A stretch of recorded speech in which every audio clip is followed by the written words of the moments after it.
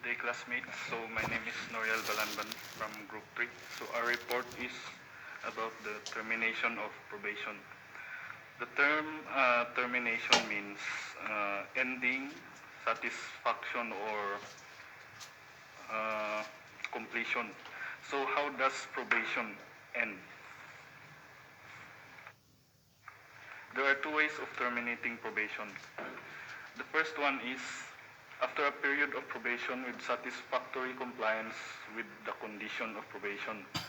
So meaning, kapag na-satisfy mo yung lahat ng condition ng probation mo, pwede ka nang pwede, pwede nang ma-terminate yung probation mo.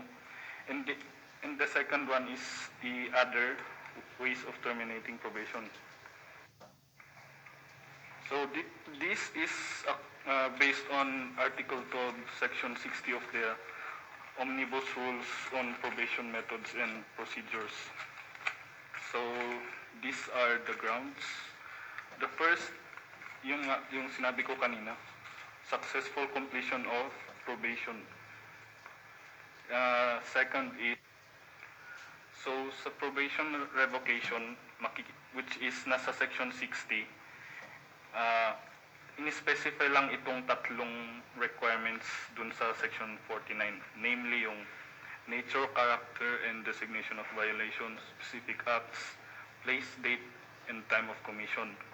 So kapag sinubmit ng probation officer sa trial court yung violation report, i-review ngayon ng trial court, and then kapag nakita na may violate ka nga dun sa terms ng probation mo, pwedeng mag-issue yung judge ng warrant of arrest, and then babalik ka sa kulungan and isa-serve mo yung remainder ng original sentence mo sa kulungan na yun, hindi na sa as probation. So kapag ang probation is once lang pwedeng ma-avail, and kapag na-revoke na with final judgment, hindi na siya pwedeng i-appeal, pero pwede ka lang mag-file ng yun, pwede kang mag-file ng petition for certiorari. Yung petition for certiorari means iaakyat mo siya sa review courts, para namely yung Court of Appeals and Supreme Court. So sila yung magre-review kung tama ba yung decision ng trial court na i-revoke yung probation mo based dun sa mga sinubmit ng probation officer na ito nga, yung mga nature, specific acts, etc. Yun. Next is the death of the probationer.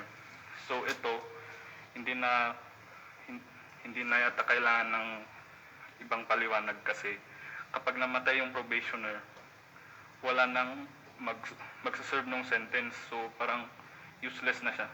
And kasi in terms of logistics, parang mas makakaabala ka kapag inano mo, kapag patuloy mong kapag hindi binura yung records kahit na patay na siya, kasi kailangan i-meet ng probation officers yung probationer regularly para i-check yung lifestyle, yung mga ganun.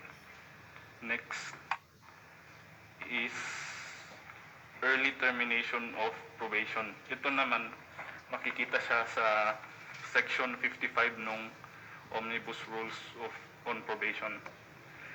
So ito yung mga qualified for termination of probation via early termination. So number 1, those suffering from serious physical and mental disability. Ito yung mga blind, deaf, mute, mga ganun, yung mga bedridden. Second is those who do not need further supervision, provided they have served 1/3 of the probation period imposed. So ito yung mga taong hindi na kailangang bantayan, pero kailangang i-serve nila yung 1/3 ng probation period nila. So kung example, yung binigay na probation period sa'yo is 2 years. Ang 1/3 nun is 8 months. Kailangan mong iserve yung 8 months bago ka ah, mag-apply for early termination. Pero kailangan mo ulit satisfy yung mga conditions. Kailangan kailangan merong consistent and religious compliance to the conditions of probation, positive response to the program, significant improvements in their social and economic life, clean record while under probation, improvement in their outlook in life, and significant growth in self-esteem, self-discipline, and self-fulfillment. So itong mga to, parang gusto yung mga kung naging productive ka ba sa buhay, kailangan yung ganun, yung parang nagbago ka na. Yun. Next is those who are traveling abroad for job, scholarship, which is not less than 6 months, immigration, and then those who are taking bar and board exams. And lastly, yung other probationers with the same circumstances. Yun. And then, other last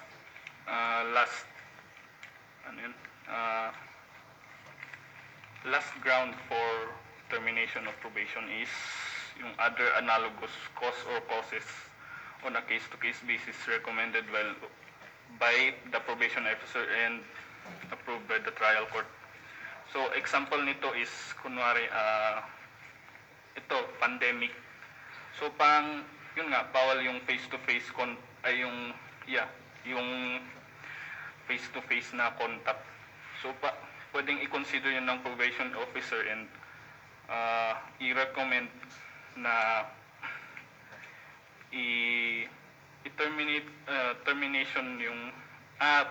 i-recommend for termination yung probation mo. Pero kailangan pa rin i-review ng trial court at siya rin yung mag-approve. Other topics, Section 61, Termination Report. It is to be submitted by the city and provincial parole and probation officer 30 days before the expiration period of probation to the trial court. Isasubmit sa 30 days before expiration. So meaning ito is para dun sa first ground, which is yung completion of probation. Yun.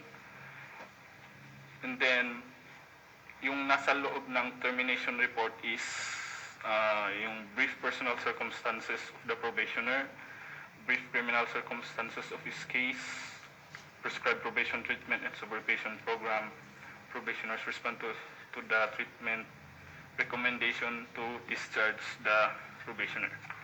Yan, next. Final discharge.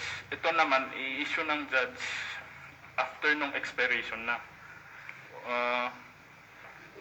Whether yung original na probation period or kung na-extend man. Yan. Last. Termination order. Sa termination order, ito yung parang order nung judge dun sa probation officer na parang graduate ka na ng probation. And both probationer and yung probation officer is makakatanggap ng copies nito. And after official receipt ng termination order by the probation officer, i-close na niya yung probation case and then i-archive niya yung probation records mo. Yun lang. Thank you.